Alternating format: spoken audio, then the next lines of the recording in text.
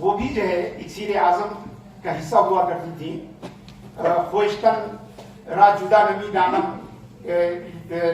خدا نمی دانم. ابھی تک مجھے یاد ہے کہ میں نے اپنی خانقاہ میں جو ہے ان اشعار کو مشتمل قوالیاں سنی تھیں.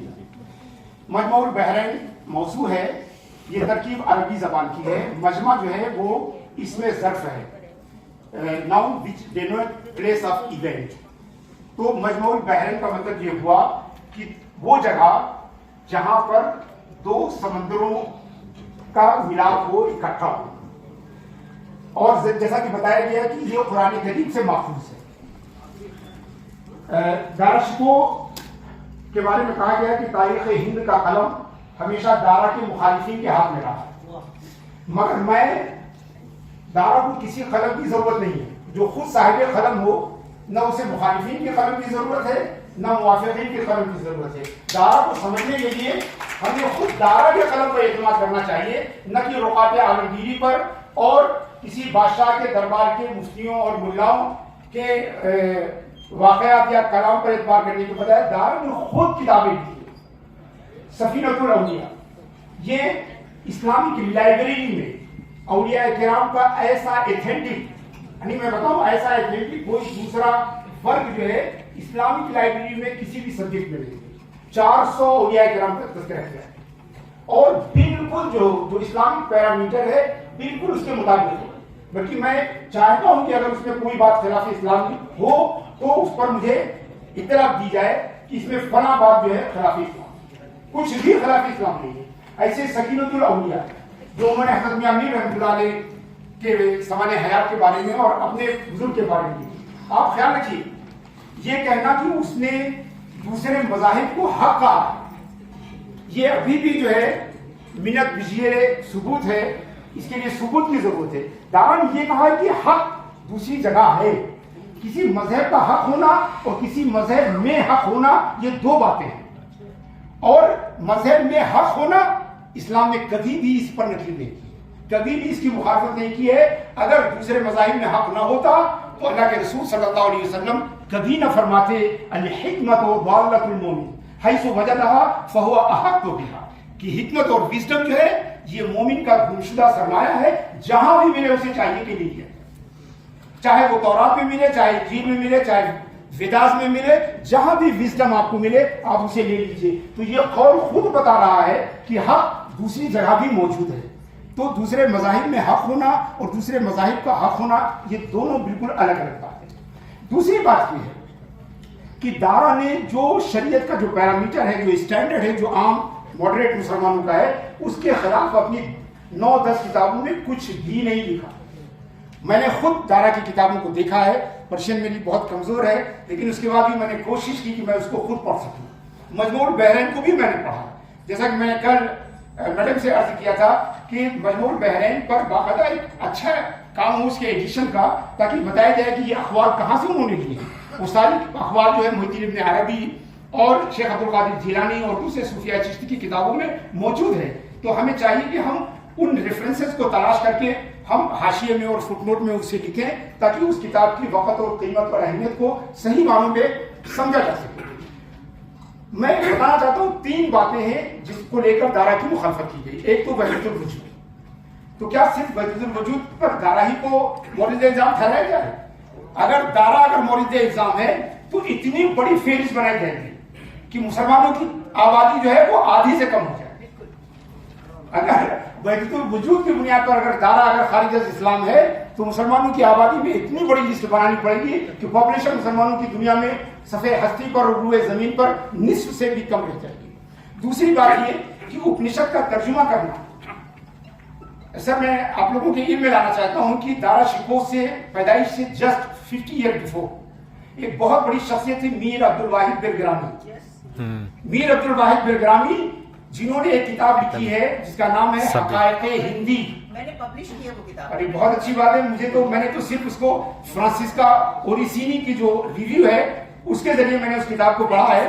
فرانسسکا اوریسینی نے مجھ سے ہی کتاب لے کے. ارے بہت اچھی بات ہے. اب میں اوریجنل ریسورس تک پہنچ گیا ہوں. میں ضرور انشاءاللہ اس کو پڑھوں گا. اس میں انہوں نے 3 ابواب لکھے ہیں، دھرو پر، وشنو پر اور کرشنا کے جو منقبتیں ہیں، کرشن کی منقبتیں ہیں. اور جس ایکسٹینٹ تک जिस हद तक मीर अब्दुल वाहिद बिलग्रामी गए शायद दाराशिको सोच नहीं सकता था। उन्होंने कहा कि कृष्णा की मनकबत में लिखे गए ये जो श्लोक हैं उनको महफिल सेवा में सुनना रूहानी तरक्की का मूजिब है। यानी दारा ने तो ऐसा कोई दावा भी नहीं किया कि मजबूर बहरैन को पढ़ने से आपको रूहानी तरक्की हासिल होगी। उसने तो इल्मी हकायक को सामने पेश करने की कोशिश की है और यही काम जो है एक आलिम और मोमिन से मतलूब है। अमीर मोमिनीन हजरत अली रज़ी अल्लाह तआला अन्हु ने फरमाया कि पूछा गया आलिम कौन है, तो फरमाया अलमरउ आलिमुन मादामा फी तलबिल इल्म, कोई शख्स उस वक्त तक आलिम होता है जब तक कि तलबे इल्म में हो, और जैसे ही उसने तलब को छोड़ दिया वो जाहिल हो जाता है। तो इस पैरामीटर पर तो वो एक आइडियल शख्स था जो जिंदगी की आखिरी सांसों तक जो है वो इल्म की तलब और सच की तलाश में जिसने अपने आप को जो है मुनाबिक रखा।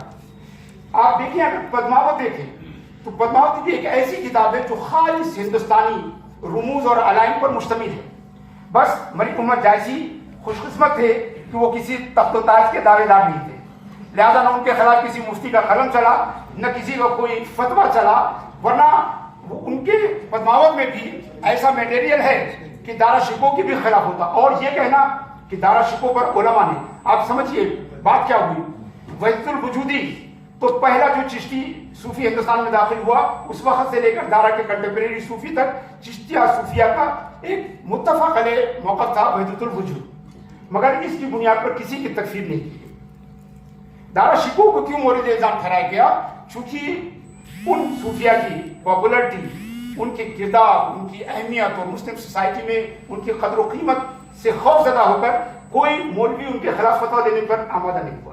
मगर चूंकि यहाँ शाही जो है सरपरस्ती थी, लिहाजा जो लोग मुइनुद्दीन चिश्ती के साथ जो नहीं कर सके, निजामुद्दीन औलिया के साथ जो नहीं कर सके, मियां मीर के साथ जो नहीं कर सके, उस काम को करने के लिए उन्होंने दारा को अपना निशाना बनाया। इसके सिवा और हकीकत कुछ भी नहीं है। ये कहना कि हिंदुओं को साथ लेने के लिए दारा ने ये सब किया, तो सामूगढ़ की जंग में आप उसका दोनों पार्टियों का आप नक्शा देख लीजिए, राजपूताना के सारे रजवाड़े औरंगजेब के साथ खड़े थे। सारे रजवाड़े उदयपुर से लेकर जयपुर और जोधपुर तक के सारे रजवाड़े जो है वो सब, उनमें वो राजे भी थे जिनको दाराशिको ने जिनको बख्शवाया था, जिनकी जांबख्शी कराई थी, वो राजे भी थे जिन्होंने नादिरा बेगम का दूध पिया था, यानी वो उनकी औलाद की तरह थी, मगर वो सब दुनियादारी के साथ जो है वो वहां चले गए। दरअसल औरंगजेब ने बड़ी ही होशियारी के साथ दो पैरेलल जो है सिनारियो बनाया था। एक उलमाए किराम के साथ उनको कुछ और खबरें दी जाती थी, और एक उसकी अपनी सियासी जरूरतों के लिए जो था उस पर वो वैसे ही कुशादा था जैसे उसके बाप दादा और परदादा थे कि भाई सियासत के लिए सब कुछ किया जा सकता है। और ये भी उसी है। और मैंने सकीनतुल औलिया, सिर अकबर एक तर्जुमा है। अजीब व गरीब बात है सर कि जो काम असर अब्बासी में बाइसे इफ्तिखार था, यानी दूसरे कौमों और मज़ाहिब की चीजों का अरबी में तर्जुमा करना, जो काम उस अहद में बाइसे इफ्तिखार था, वो औरंगजेब के जमाने तक आते आते जो है वो बाइसे तकफीर और इर्तिदाद हो गया।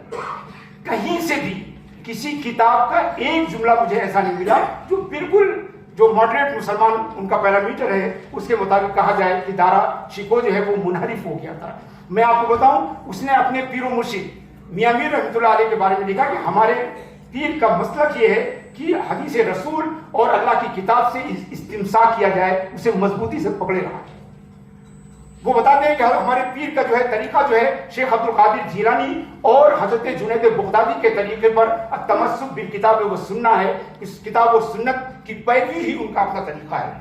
ये समझना कि उसने कभी कहा हो कि नमाज रोजा जायज नहीं है, यकीनन वो खज़ीनतुल औलिया के मुसन्निफ ने लिखा है कि दरमियान में थोड़ा सा अरसा आया था कि जबकि उसने ये समझा कि विलायत और मार्फत के एक मकाम पर पहुंचने के बाद ज़ाहिरी इबादतें माफ हो जाती हैं, मगर जब उनके पीर मुल्ला बदख्शी ने उन्हें समझाया तो खज़ीनतुल औलिया के मुसन्निफ लिखते हैं कि उसके बाद दाराशिको ज़ाहिरी शरीयत का पाबंद हो गया। ये खज़ीनतुल औलिया के रेफरेंस से मैं आप तक ये बात पहुंचा रहा हूँ। लिहाजा ये एतराज़ भी जो है वो रफा हो जाता है। खुद खज़ीनतुल औलिया के मुसन्निफ एक सूफी मशरब आदमी थे, फारसी का ज़माने हयात है, मैडम आदमी सफ़ी जानती होंगी। उसमें दाराशिको का तस्करा बेहद इज्जत और एहतराम के साथ, کاملان دہلی جو ہے تقریباً تھوڑے ہی عرصے کے بعد لکھی جانے والی فارسی کا تذکرہ ہے، جس میں دارا شکو کا تذکرہ بڑی ہی ادب و احترام کے ساتھ کیا گیا ہے. اور اپنشد ویدوں کو آسمانی کتاب ماننے کی بنیاد پر کوئی فتویٰ نہیں دیا جا سکتا. لہٰذا اس لیے کہ محمد بن قاسم جب ہندوستان آئے تو بلازری کے مطابق محمد بن قاسم نے اہل ہند کو اہل کتاب مانا ہے. اگر انہیں اہل کتاب مانا ہے تو کس کتاب کو جو ہے الہامی مانا ہوگا؟ یقیناً ویدوں ہی کو الہامی مانا ہوگا. اس کے علاوہ حضرت مظہر جانے جانا مجددی نقشبندی جو ہے انہوں نے جو ہے ویدوں کو الہامی کتاب کہا ہے. حضرت خواجہ حسن نظامی نے نظامی بانسری میں ویدوں کو جو ہے الہامی کتاب کہا ہے. وہ یہ ایک مختلف ہی نظریہ تھا صوفیاء ہندوستان کے درمیان، جن میں سے بہت سارے لوگ اس کو جو ہے وہ الہامی مانتے تھے اور بہت سارے لوگ الہامی نہیں مانتے تھے. ہم جانتے ہیں کہ امام نسائی جو حدیث کی 6 بڑی کتابوں میں سے ایک ہے، اس میں حضرت ابن عباس رضی اللہ تعالیٰ عنہ سے ایک روایت ہے کہ آدم علیہ السلام جو ہے نزلہ فی دجنائے الہند، یعنی south of the India, Sri Lanka, Tamil Nadu کا وہاں نازل ہوئے. تو گویا ہندوستان سے میں انبیاء کرام کی آمد و رفت کا سلسلہ دراز رہا ہے. اس پر تو اسلامی کتابیں بھی شاہد ہیں. خود مجدد الفسانی رحمۃ اللہ علیہ اپنے مکتوبات میں لکھتے ہیں کہ میں ہندوستان کے بعض نبیوں کے قبروں پر حاضر ہوا اور اس سے مجھے انوار اور تجلیات کا مشاہدہ کیا. تو ظاہر سی بات ہے کہ اگر یہ دارا شکو اگر مورد الزام ہے تو ان بزرگوں کو نظر انداز کیوں کیا جاتا ہے. میں امید کرتا ہوں کہ ہمارا یہ سیمینار جو ہے فکر اور نظر کے نئے دروازے کھولے گا. ایک بار پھر میں منتظمین کی خدمت میں ہدیہ تشکر پیش کرتا ہوں اور شکر گزار ہوں کہ اس مہجور اور متروک موضوع کو جو ہے بعض خانقاہوں اور ان کے در و دیوار سے نکال کر آپ نے دانشگاہوں تک پہنچایا. بہت بہت شکریہ. السلام علیکم ورحمۃ اللہ.